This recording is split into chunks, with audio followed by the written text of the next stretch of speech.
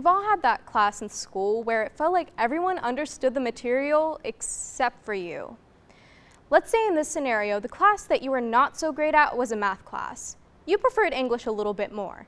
So, first semester, you're only enrolled in math classes, and at the beginning, you're utterly lost. But with time, you get a little bit better working with numbers. Now let's say in the next semester, you transfer to only English classes, and you're excited. Except here's the catch. During your time taking math classes, you completely forgot how to write essays and, well, basic grammar. So you take a little bit of time to try and regain what you used to know, but your writing is still a little bit rough. Now, for whatever reason, you keep switching back and forth between only taking math classes or only taking English classes. Your teachers and peers are getting a little bit impatient. It feels like you're in a never-ending loop, and you just wish you had a normal schedule. This is my story. I'm an immigrant. I'm only 16 years old, yet I have 15 schools under my belt, both in the US and in the Middle East, and no, I wasn't a military kid. But sociologists have come up for a term for kids like me, third culture kids, or TCKs. But what's a TCK? A third culture kid is essentially someone who has curated a culture from the one that they were born into to the one that they had to adapt to. To begin, I didn't start speaking until I was around 4 years old. When I moved to the United States from Jordan, I had to take on taking a foreign language while I was already struggling with my native tongue. Through ESL classes and learning how to perfect my American accent, I was assimilated enough that I wouldn't be picked on because of my language skills. But this came at a cost. I lost a significant amount of my Arabic. When I went back to Jordan halfway through 3rd grade, I forgot everything. I was put into a government school since I transferred so late in the year, and I was put into a special education class because I was unable to communicate with people outside of my immediate family. I really beat myself up over it. I developed guilt for something that was completely out of my control. Sooner or later, I developed some leverage in Arabic, but I kept running into an issue of not being patient with myself. And it took me a while to realize that this doesn't make me dumb or unintelligent. I often have to ask people to rephrase a certain sentence or simplify an idea for me to really digest it because of complexities, since I have to differentiate between rules and principles from the languages that I've had to adapt to.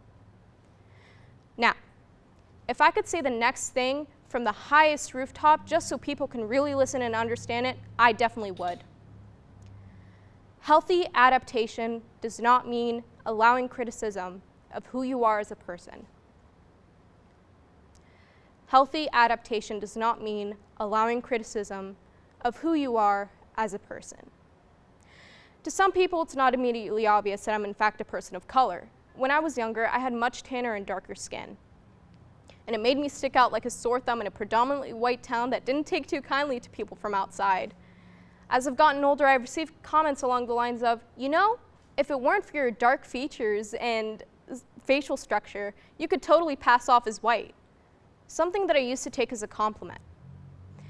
In the first semester of 5th grade is when it really hit me that to others, I was not seen as normal. My friends and I were standing outside of our homeroom waiting for a teacher to finish her other class when one of them turned to me and asked, "So, is your family a part of ISIS? Do you know any terrorists and can you tell them not to blow us up?" A part of me wanted to sob while another part of me wanted to tackle her for saying something so insensitive and so untrue. And that's only the very tip of the iceberg, and unfortunately not the worst thing that I've had to experience. There's a specific type of hurt and confusion that comes with being stereotyped and labeled, and it's only amplified when it's by people who you've known for quite a bit of time. My identity was no longer of a young girl who loved to sing and dance, but rather of terrorist and outsider. And you'd think that I would have felt more at home when I went back to Jordan, but I still dealt with similar experiences. Anytime that I would be introduced to anyone, I would be introduced as the American, and only that. And that's all I was really known for, even if I was attending an international school.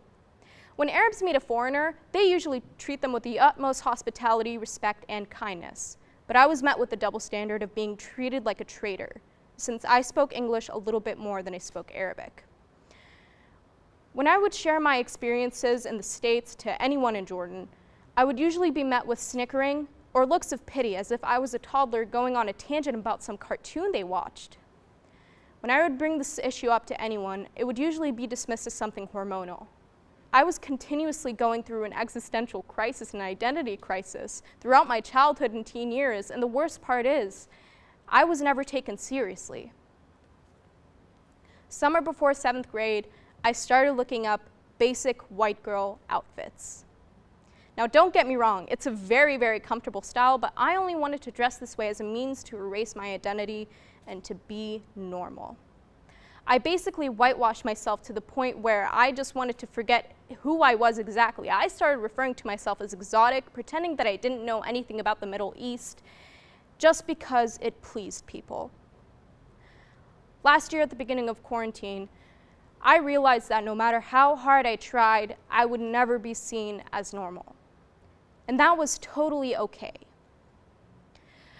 I stopped trying to actively look like a white stereotype. أنا صرت أتكلم في العربي أكتر عشان أنا كنت بدي أتكلم في العربي. And for those who don't have a translator on hand, what I essentially said is that I started speaking in Arabic more because I felt like speaking in Arabic. We are bound to stray away from normal, to feel like we're not enough of something. Except here's the thing, normal doesn't exist.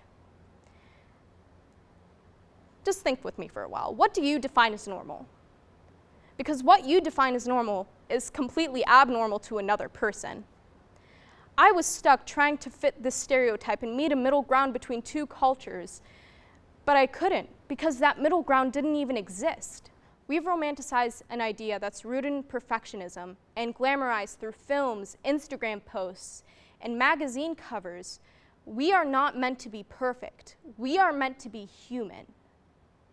Your normal is you. It is what makes you laugh, what makes you cry. It is what brings you life. So do not let people force their normal onto you because their normal is not meant to suit you. So whether you're working with numbers or writing a book report, remember the importance of patience, or in Arabic, as-sabr, and the importance of your identity and your normal. Thank you.